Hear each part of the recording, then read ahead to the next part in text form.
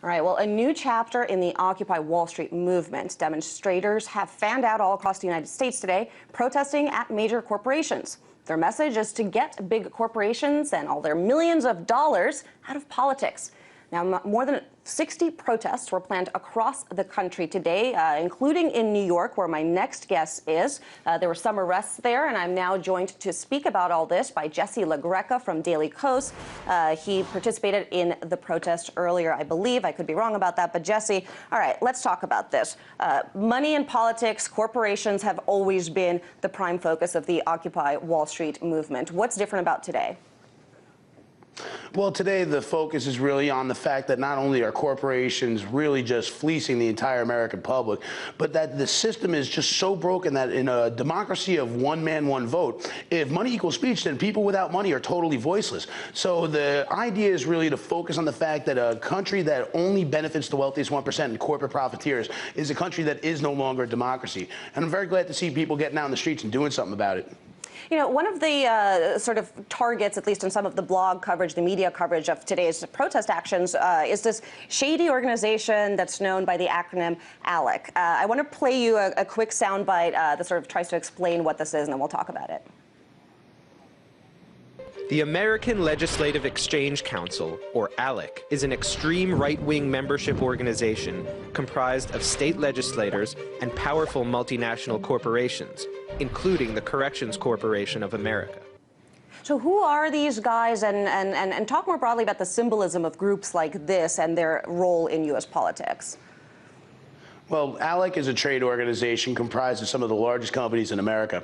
And what they basically act as is, in more or less words, a shadow government. They set up legislation to be distributed to corrupt lawmakers across country so that you see the same anti-worker, anti-consumer bills coming up in state after state. The basic fact is some of these corrupt politicians believe in outsourcing so much they outsource their own stupid ideas. And it's not a democracy. If it doesn't matter who I vote for, you're going to get the same special interest written legislation no matter who ends up in office.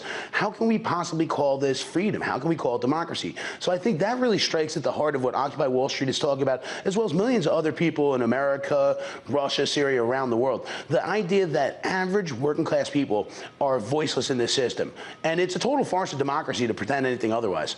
Well, we're talking about democracy here, and I just want to, bring in sort of the security issue here, because we're seeing, it seems to me at least, increasingly lawmakers cracking down on Occupy Wall Street out of national security threats, right? And I thought in a democracy we're supposed to have freedom of speech.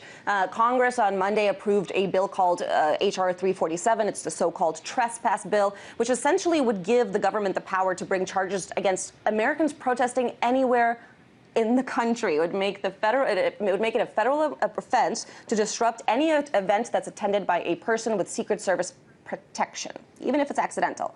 Now, this may be an isolated bill. Obviously, we don't know if Obama's going to sign something like this into law. But the question is, what does that say to you about where we're trending?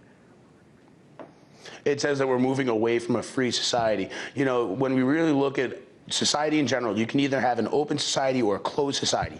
And bills like this Trespass Act push us towards a closed society. You know, people often say that dissent is the highest form of patriotism. Now, how can we possibly say that we're free if we don't have the freedom to dissent?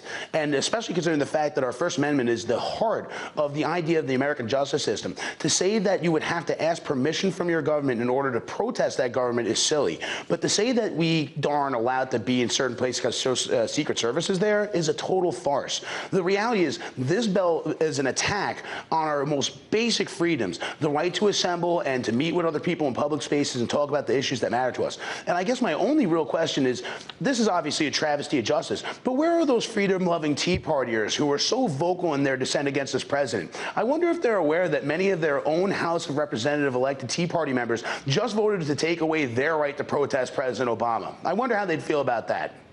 Now, Jesse, at the same time, this legislation was passed 388 to 3, overwhelming majority in the House. And I don't want to focus on this bill alone, but what that majority says to me is that most lawmakers do seem to sort of see the Occupy movement as some sort of a threat. We're talking about, protecting democracy. It seems that dissent is already deemed as a negative activity, something that we're already cracking down on. So how do you go forward from here if you guys have already been identified and targeted as a threat? You know, I think back to American history and the civil rights movement. Martin Luther King Jr. was arrested repeatedly. I think anybody who stands up for their basic freedoms, who's willing to face incarceration, is standing alongside of Martin Luther King Jr. If anything, a 383-3 vote shows that the entire system's corrupt. And it's no surprise that they're attacking us. We're going after their gravy train. They want to stay corrupt and stay wholly owned subsidiaries of the special interest. The fact that we're bringing up this conversation about getting money out of politics, toning down corporations' pervasive role in our elections, I'm not surprised that they're going after us. But I would be outraged if people weren't out in the street fighting against it, because, you know, justice is on our side. So to me, these are the basic freedoms we're fighting for. How can we possibly reform this country if we can't even maintain the same civil liberties that our founding fathers fought for?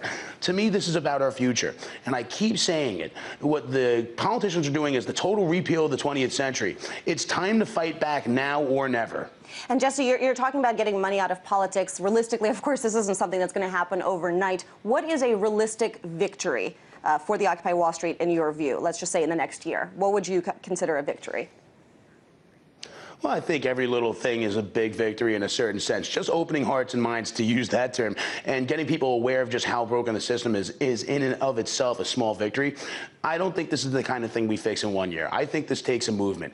And, you know, like I keep saying, there is no one law that we could pass to fix all of our problems. I think starting with a repeal of Citizens United, ending corporate personhood, and federally funded elections would be a great place to start. But we really need to lay the foundation for that to happen. So in the course of this year, I think defeating Alec-sponsored corporate-owned politicians in elections is major importance. But I think it's also very important just to be in the street and voicing our dissent, because if we don't, they're going to take that right away, too. Well, that certainly does not look like it's coming to an end anytime soon. Thank you so much. We're going to keep tracking the story for you guys. That was activist and writer for the Daily Coast, Jesse LaGreca, with us from New York.